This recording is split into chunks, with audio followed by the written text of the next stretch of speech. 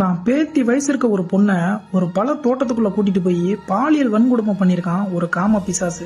கடைசியில் அவனுக்கு என்ன ஆச்சு தெரியுமா? வீடியோ ஃபுல்லா பாருங்க. ஆந்திர மாநிலம் காக்கிநாடா மாவட்டத்தில் இருக்க ஒரு கவர்மெண்ட் ஸ்கூல்ல 13 வயசான ஒரு பொண்ணு 8th ஸ்டாண்டர்ட் படிச்சுட்டு வராங்க. கடந்த அக்டோபர் 21 அந்த பொண்ணு படிக்கிற ஸ்கூலுக்கு 62 வயசான நாராயணராவ் அப்படிங்கிற ஒருத்தன் போய், நான் அந்த பொண்ணோட தாத்தா தான், அந்த பொண்ணுக்கு உடம்பு சரியில்லை, ஸோ ஹாஸ்பிட்டல் கூட்டிட்டு போனோம் அப்படின்னு சொல்லி அங்க இருக்க டீச்சர்ஸை நம்ப வச்சு அந்த பொண்ணை கூட்டிட்டு அங்க இருந்து கிளம்புறான். அந்த பொண்ணுக்குமே இந்த நாராயணராவை நல்லாவே தெரியும் அப்படிங்கறதுனால அவன் கூட கிளம்பி போறாங்க. அப்படியே அங்கிருந்து அந்த பொண்ணை கூட்டிட்டு கிளம்புன நாராயணராவ் நேரா ஒரு பல தோட்டத்துக்குள்ள கூட்டிட்டு போய் அந்த பொண்ணோட ட்ரெஸ் எல்லாம் ரிமூவ் பண்ண சொல்லி பாலியல் வன்கொடுமை பண்றான்.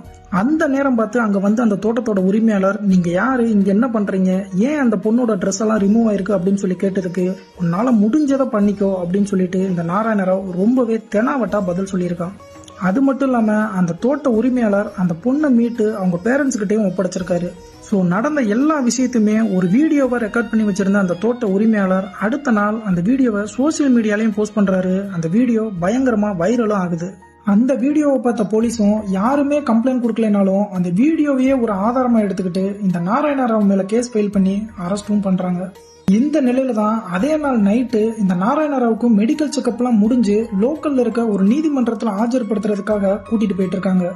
அப்ப இந்த நாராயணராவ் அர்ஜென்ட்டா டாய்லெட் போகணும் அப்படின்னு சொல்லி வண்டியை நிறுத்த சொல்லி கீழே இறங்கி யாருமே எதிர்பார்க்காத நேரம் பக்கத்துல இருந்த ஒரு ஏரியில குதிச்சு தற்கொலையும் பண்ணிக்கிறாரு.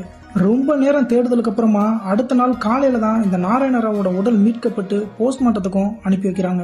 என்னதான் அந்த பொண்ணு விருப்பப்பட்டே போயிருந்தாலும் அந்த பொண்ணு மைனருங்கிறதுனாலையும் பேரண்ட்ஸோட பர்மிஷன் இல்லாம அந்த பொண்ணை கூட்டிட்டு போனதுனாலையும் இந்த கேஸ்ல குற்றவாளி நாராயணராவ் மட்டும்தான். இந்த உலகத்துல இருக்க எல்லா உயிர்களுக்குமே காமம் அப்படிங்கிற ஒரு விஷயம் இருக்கத்தான் செய்யும். அந்த காமம் நம்ம கண்ட்ரோல்ல இருக்க வரைக்கும் யாருக்கும் எந்த பாதிப்பும் இல்லை. அதுவே அந்த காமத்தோட கண்ட்ரோல்ல நம்ம போயிட்டோம் அப்படின்னா இந்த மாதிரி பிரச்சனைகள்லாம் வரத்தான் செய்யும்.